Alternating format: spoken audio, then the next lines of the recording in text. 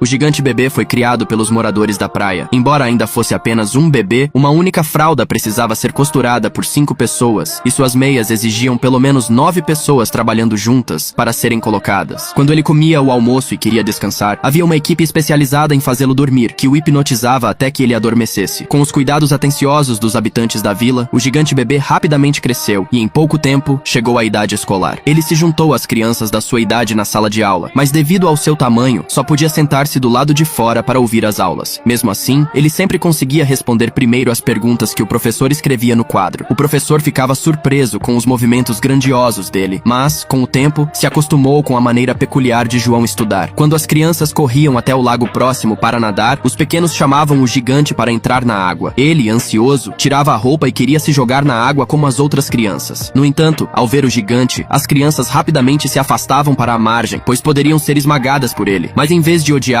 usavam seu corpo para brincar como se estivessem em um parque aquático. Com a chegada do inverno, o pai adotivo do gigante se vestiu de Papai Noel e distribuiu presentes para as crianças, enquanto os moradores prepararam para ele um grande machado, na esperança de que ele se tornasse um excelente carpinteiro. O forte gigante balançava o machado e derrubava facilmente as grandes árvores à sua frente, além de conseguir empilhá-las de forma organizada. Logo, todos na vila puderam morar em pequenas casas de madeira, e desde então, ele se tornou um carpinteiro, ajudando os outros a cortar madeira. O que levaria um ano para alguém fazer, ele conseguia em 1 minuto. Gradualmente, as cidades vizinhas se tornaram mais ricas graças a ele. Quando percebeu que aquele lugar já não precisava mais dele, decidiu seguir para o norte. Ele caminhava sozinho na neve intensa, e ao sentir muito frio, usou a madeira para acender um fogo. De repente, ouviu um som fraco vindo de não muito longe. Afastando a névoa, ele encontrou um búfalo congelado deitado no chão. Ele bateu no búfalo, mas não obteve resposta, então o empurrou para perto da fogueira. Em pouco tempo, o búfalo começou a descongelar e, milagrosamente, voltou à vida, lambendo o queixo do homem. Assim, os dois se tornaram parceiros inseparáveis, e suas pegadas formavam pequenos lagos por onde passavam. Mais tarde, o gigante encontrou uma área fértil, perfeita para os humanos habitarem. Ele desmatou a região e redirecionou o fluxo do rio para um leito mais amplo. No final, ele e o búfalo se estabeleceram no topo da montanha, levando uma vida tranquila e feliz. Depois, o gigante quis criar um lar ainda melhor para os humanos. Ele esperava que os moradores do rio também pudessem se beneficiar das águas. Então, removeu grandes pedras e abriu o leito do rio, permitindo que a madeira fosse transportada por ele. Para garantir que a madeira fluísse mais suavemente, o gigante, com a ajuda do búfalo, arou o leito do rio, tornando-o reto. Desde então, a madeira fluiu sem obstáculos até o porto. Com o crescimento da economia no mar, comerciantes começaram a atravessar os oceanos para fazer negócios ali. Um desses comerciantes trouxe ferramentas de corte muito avançadas, incluindo uma serra de aço movida a vapor. Sem saber do que se tratava, o gigante foi trabalhar como sempre, mas de repente notou que todos os colegas estavam ao redor de um homem baixo. Ele segurou a serra elétrica do homem, cuja voz tremia, mas logo se tornou normal. O comerciante pediu que o gigante se afastasse, pois estava demonstrando nova tecnologia, e enquanto falava, os restos de madeira voaram em seu rosto. O búfalo, ao lado, olhou irritado, e o gigante também ficou furioso, quase cortando o homem com seu machado. O comerciante, percebendo que não conseguiria lidar com o gigante, subiu em um tronco para confrontá-lo. Após uma troca de gritos, decidiram fazer uma competição. As regras eram simples. Em 1 minuto, quem cortasse mais madeira seria o vencedor, e o perdedor teria que deixar o lugar para sempre. O gigante concordou alegremente. Com um tiro de pistola, os dois começaram a cortar madeira em uma velocidade que já não podia ser acompanhada a olho nu. Os colegas no topo da montanha torciam pelo gigante. Um trem transportava uma árvore caída, enquanto o búfalo usava os pés para levantar as grandes árvores do chão, sem ceder 1 centímetro um ao outro. A velocidade de ambos se manteve equivalente. No final, com outro tiro, a competição terminou. O juiz mediu a altura da madeira cortada por cada um, e ao ver as toras que chegavam às nuvens, ele ficou surpreso, sem saber quem havia vencido. O juiz anunciou que a altura da madeira do gigante era de 98 metros. Em seguida, ele pulou na pilha de madeira do comerciante e, ao medir, descobriu que a dele era 1 metro maior. Todos ficaram surpresos, pois sabiam que o gigante realmente se dedicava ao desenvolvimento da cidade, enquanto o comerciante estava apenas motivado pelo lucro. No entanto, ele ainda cumpriu a aposta e, junto com o búfalo, deixou aquele lugar.